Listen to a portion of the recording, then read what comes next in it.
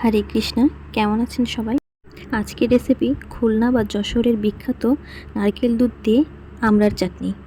আমড়াগুলো ভালো করে ধুয়ে নিয়ে 4-5টা ফালা দিয়ে কেটে নিয়েছি আমি। এই ফালাগুলো দেওয়ার একটাই কারণ, সেটা ভালো করে যেন ভিতরে সিদ্ধ হয়ে যায় আর মশলাগুলো যেন ভিতরে ঢুকে যায়। সিদ্ধ করতে বসাই দিলাম।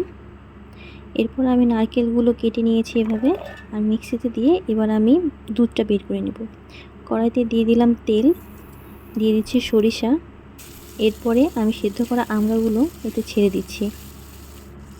দিয়ে দিলাম স্বাদ মতো নুন, পরিমাণ মতো হলুদ দিয়ে ভালো করে এটাকে ভেজে নিব। এটাকে কিন্তু বেশি করে ভেজে নিতে হবে।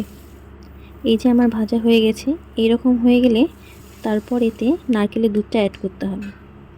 নারকেলের দুধ দিয়ে আমি ঢাকা দিয়ে দিচ্ছি। দুধটা অনেকটা শুকিয়ে আসলে আমি এতে চিনি অ্যাড করে দিচ্ছি। চিনি দিয়ে ভালো করে নেড়ে চেড়ে নিলেই চাটনি রেডি।